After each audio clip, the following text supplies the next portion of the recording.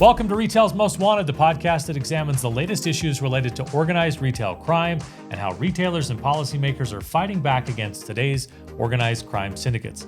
Dave Stutter, Marty Carpenter, we're happy to have you along. Coming up on today's show, we'll be joined by Dave Davis of the Utah Retail Merchants Association. But before we get to that, Dave, I want to know your take on this. KSL 5 TV reported that Utah businesses lost nearly $1 billion in 2023, all thanks to organized retail crime. Online marketplaces, they say, have caused an explosion in theft, leaving law enforcement struggling to keep up. So, with that in mind, what I'd like to know from your perspective is how exactly do online marketplaces contribute to the growth of ORC? It's amazing, isn't it, Marty? $1 billion just in the Utah economy. Online marketplaces really provide a place for anyone to sell anything, right? When you think about it, I can go post whatever I like. So if I'm in the organized retail crime space and I have product, and we're going to call it hot product, a stolen product, the easiest place for me to push that would be on an online marketplace. And so the proliferation of online marketplaces has just provided really an unlimited place to sell product. And so that's what they've done. So this kind of used to be a situation where if you stole something and you wanted to go fence it, essentially, you had to take it to a pawn shop or find an individual buyer. Yep. This just facilitates that. Exactly. All right. Yep. So KSL's coverage also mentions the difficulty that comes in prosecuting organized retail crime. What are the main challenges in successfully addressing cases where you say, boy, they're stealing stuff, they're selling it online, maybe we go put a pattern together there, but it still proves really difficult for prosecutors?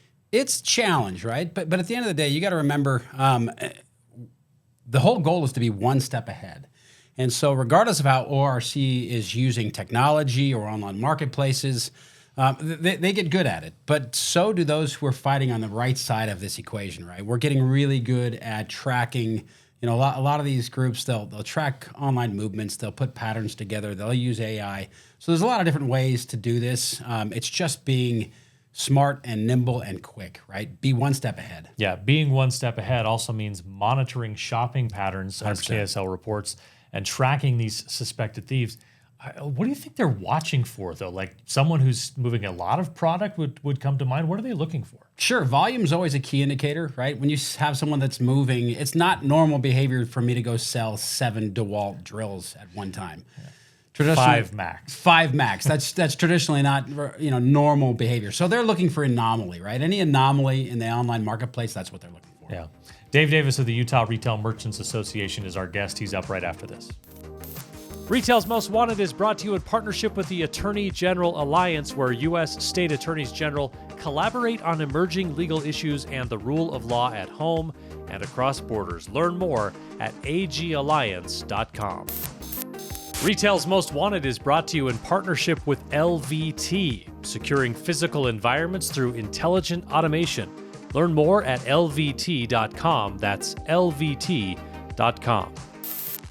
Welcome back. Dave Davis is the president and chief legal officer of the Utah Retail Merchants Association. Before joining the association, way back in 2007, believe that, Dave spent nearly a decade as the director of human resources and legal counsel for Associated Food Stores. Dave, thanks for being here with us. A whole lot going on around the country when it comes to organized retail crime. But here in Utah, we're not immune from that, and you guys kind of get like a front row seat to that. What are the core missions and objectives? What is the Utah Retail Merchants Association all about outside of organized retail crime? Let's start with just getting to know the association a bit. So, Marty, first of all, thanks for having me. It's nice to be with you here. Anytime I'm surrounded by Daves, I feel like we're in. I know you're you're in the proverbial Dave sandwich right now. So, so at the Utah Retail Merchants Association, our objective and core purpose is pretty simple. We protect the interests and the companies that provide the stuff that makes your life better. Our retailers are out there selling things to people, and the intention is really all of these things hopefully help us to live better lives. Dave, I love that, right? What a great mission. And I'm curious, as we're talking about organized retail crime, how has that impacted, right? Specifically ORC, how has that impacted the retail industry here in the state of Utah? So organized retail crime it's just a significant issue. All that you need to do is go onto YouTube and search for flash mobs or organized retail crime, and you can pull up video after video of just terrible things that are happening in retail stores. People coming in large groups and looting stores during business hours. People driving right in on their bikes into a Walgreens and starting to just shovel things into a trash bag. And really, the general public ought to be up in arms about this, because a lot of this loss is transferred to the ultimate payer of these costs, which is it drives up the cost of goods for all of us. And so it's a serious problem, and one that really needs to be attacked with purpose and direction so that we can reduce the amount of this happening in our communities. Part of that purpose and direction, there's got to be some collaboration. There's a lot of stakeholders involved with ORC. I'm curious, how are you engaging or collaborating with law enforcement and other stakeholders to fight the fight? So, Dave, one of the major things that we do at the Utah Retail Merchants Association and the Utah Food Industry Association is we engage with public policy makers. I think it's really critical that the business community, and in this case, retailers that I represent, engage with those people that can make policies that can make it more difficult for these folks that are perpetrating these crimes on our communities. Yeah. One of the things I want to talk about is what you do with policymakers and the way we're approaching it. But I know just earlier today, you were up on the Hill talking about something, I don't know if you'd go so far as to say it's being considered, but I guess technically it's being considered, a potential change where you have a proposal to increase the limits on what can be stolen. Essentially, we've got a lot of policymakers and a lot of attorneys general across the country trying to now set up a situation where you can aggregate what people are stealing until it gets up to a felony level. And in Utah, at least some lawmakers are considering raising that level, like going in the opposite direction of what most of the country is. I wonder if you could just give us an update on that and your take on it. Yeah, so a little bit of background on this. In every state has the ability to set the threshold at which theft becomes a felony. And quite frankly, that's where it becomes a deterrent for criminals. No one cares about a misdemeanor. Yeah, a misdemeanor, you get written a ticket. There's not a lot of consequences associated with a misdemeanor. But when someone gets convicted of a felony, it becomes part of their permanent record. It becomes difficult to find employment. All of the trappings that go along with committing a felony. So I think it's really critical that we set that at an appropriate level. Here in Utah, we have set that at $1,500 that someone can take before it becomes a felony. We want to make sure we're not scooping up the kids that are learning their first lesson and they go into the 7-Eleven and steal a candy bar, but we want to get those hardcore criminals. Well, there were some policymakers up on the Hill that felt like, look, inflation has been running amok.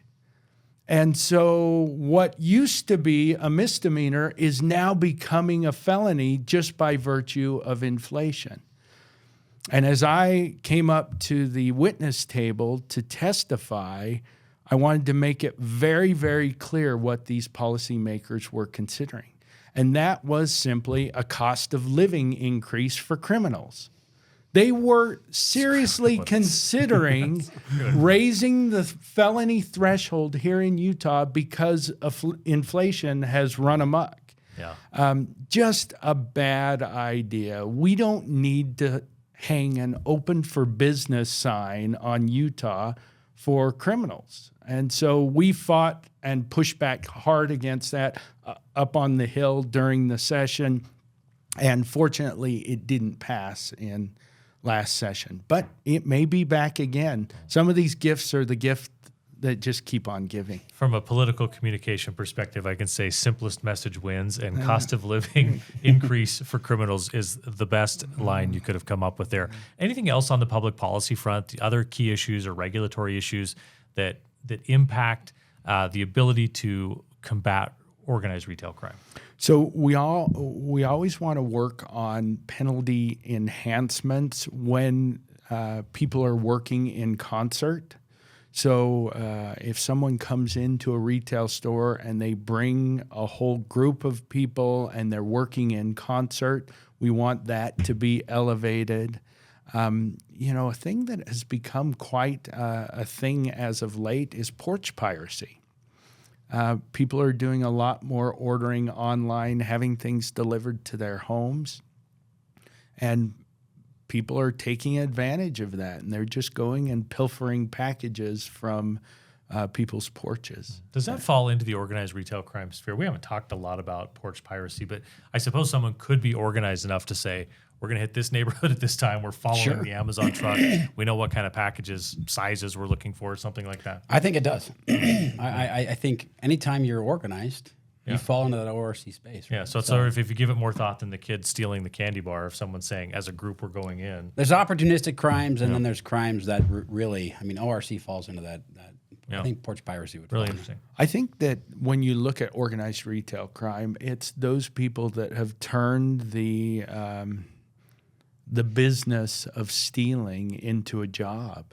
It's where they're coordinating with others, and this becomes the way that they actually make a living, is they go in. Just another quick story. We ran a bill a few years back targeted at pawn shops, because pawn shops were becoming a mecca for organized retail crime. As a matter of fact, there were certain pawn shops that were putting in orders with criminals and saying, we need more circular saws and we need more sawzalls. And they would send them out to the local Home Depot or Lowe's, and they would go out, they would take that item, maybe a $400 item, and they would go pawn that at a pawn shop for $20 or $30. And then that pawn shop would turn around and sell that for a significant margin. And so we ran a bill to tighten up the reins on pawn shops and what types of merchandise that they could actually take and pawn. New in the box merchandise now in Utah, a pawn shop cannot take that unless the individual can provide proof of purchase or a receipt. We required them to start to take photos of both products and people that are bringing things in. And so we really tightened up the reins there on that front. That seems like that would be a big deterrent if you go to pawn something. Not only, hey, I can't take this thing that's new without a receipt, but, oh, by the way, I got to take your picture while you're dropping this off. That would deter. Yeah, right? Seems like it would make a big difference. Dave, I'm curious, what resources and support does the Utah Retail Merchants Association provide to its members specific to ORC? Yeah, so there are a few things that we have. We have our loss prevention committee. And so we have a committee of interested members. They oftentimes will send their loss prevention directors, and it's a great opportunity to be able to collaborate. These are people that are professionals, they're in the business, and they can come together and say, what are you seeing? And what are you seeing? And where are the trends going? And so I think that that's a really positive thing. One thing that I have found representing retailers across the state for many, many years is they are fiercely competitive in the trenches, but there are certain areas that are common. They're common good to all of the industry, and one of those is loss prevention. If we can identify a trend, we have a group that is moving through Utah right now, and people can get a heads up to other loss prevention professionals, a heads up to law enforcement. Everything works better that way. Dave, I'm curious, and this is an off-the-cuff question, but one thing that we notice a lot is information is siloed. A lot of times between retailers and law enforcement, and how do we do a better job of collaborating and sharing information across both? There's always a legal reason and there's always a trade secret reason. How do we do better at sharing information? Because I think when you collaborate openly, we get further faster. I'm curious your input. So it's a great question. Number one, you have to have the relationships. People have to trust that they can come together, share pertinent information, and it's not ultimately going to be weaponized or used against them in a competitive fashion. So you got to build those relationships. I think Utah has been a real leader in this sphere as well. We were one of the first in the entire country to put together an organized retail crime task force. We actually we gave it a clever name and an acronym. It's called the CASE Task Force, and that stands for Crimes Against the Statewide Economy. And we brought this group together. Now, this was not an easy endeavor. We played a key role in getting this group put together, because to get lawmakers convinced that they ought to fund this task force that is attached to the Attorney General's office to focus on property crimes was a little bit of a difficult political proposition. They were staring at, well, what about crimes against people and these other higher level crimes? We had to get them convinced, number one, that it would make a difference for the economy, and number two, it would help with these higher level crimes. It's the whole broken windows theory of policing. If you'll take care of these sort of entry-level crimes, it helps upstream.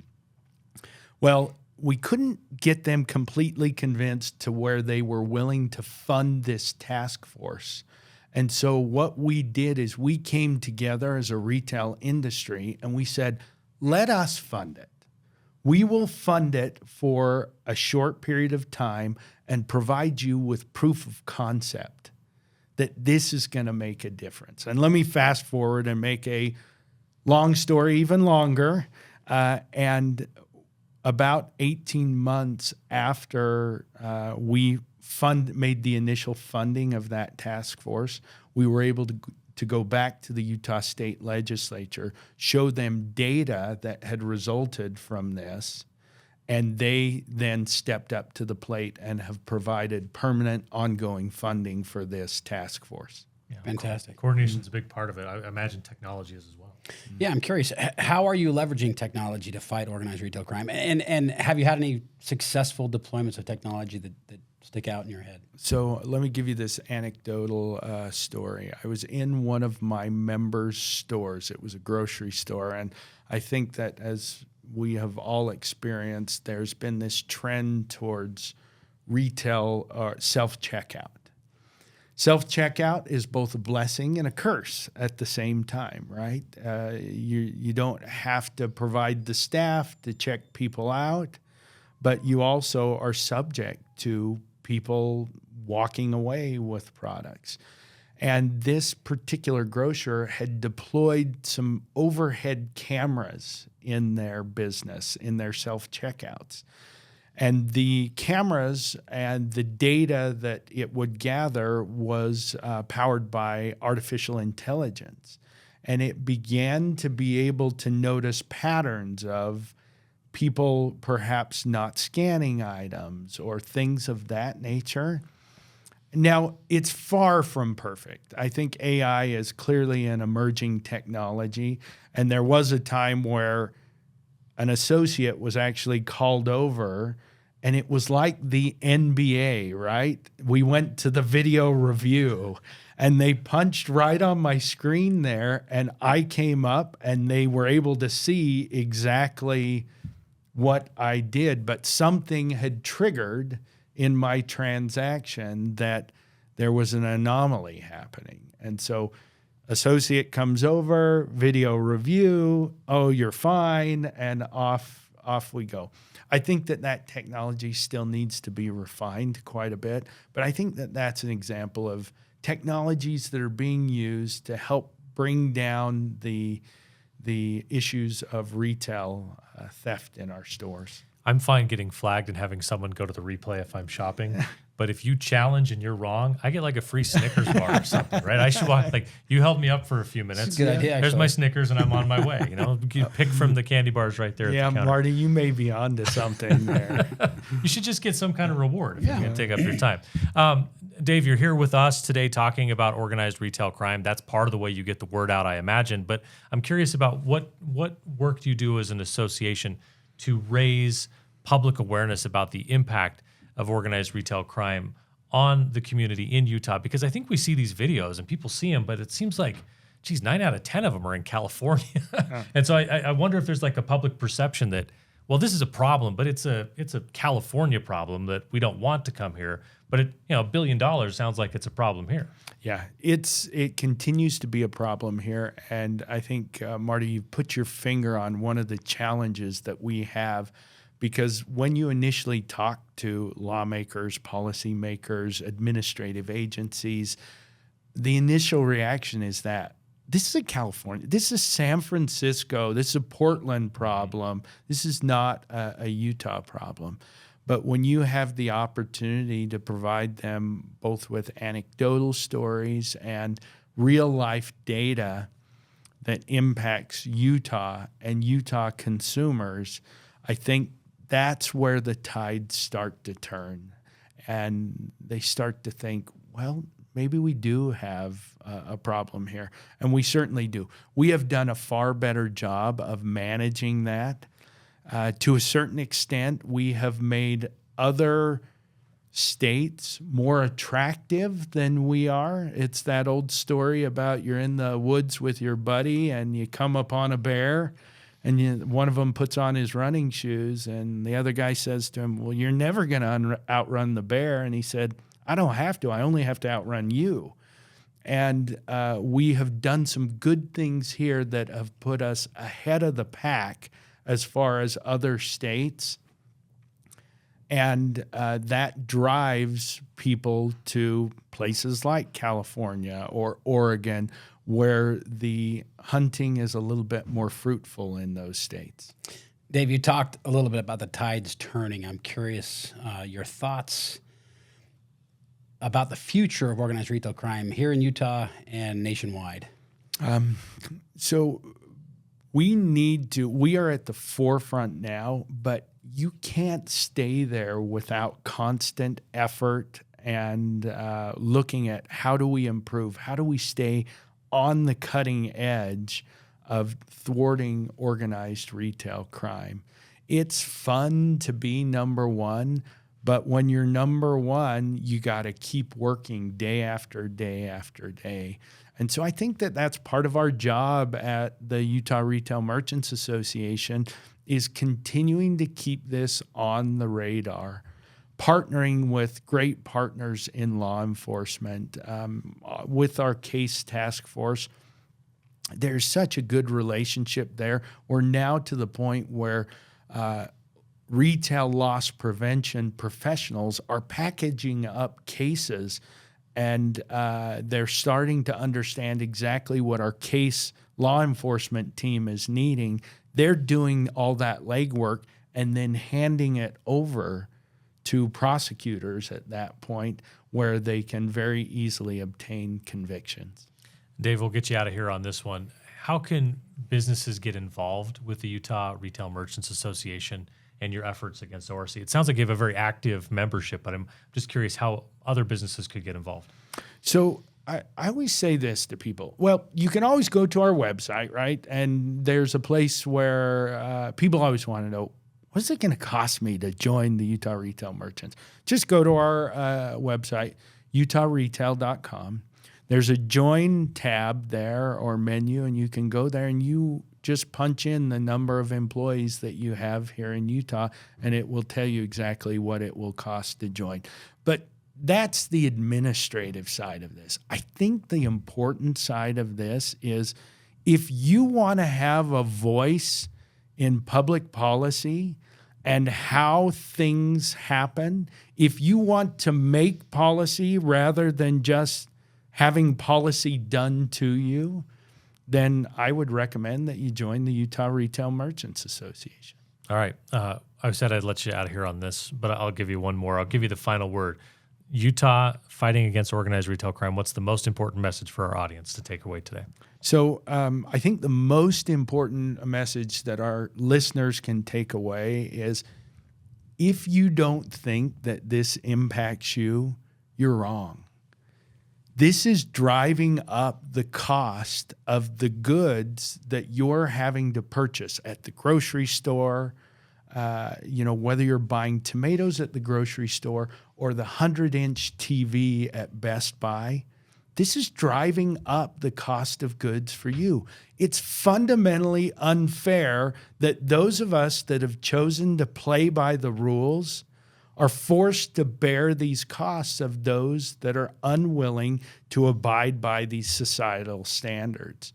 So your takeaway from this podcast can be, this is a big deal for me, and I should care about how we're handling this as a state. Dave, thank you sincerely for your fight against organized retail crime and for joining us here today. We appreciate it. It's great to be with you. Always good to have you with us. That's it for this episode of Retail's Most Wanted. Thanks to our presenting sponsors, LVT and the Attorney General Alliance. Don't forget to hit that subscribe or follow button so you can catch each new episode. We're going to drop one about 3 times each month. You can also find us on X, on LinkedIn, on YouTube. Links to all of that are in the show notes below. Thanks for being with us, everyone. And as always, keep up the good fight.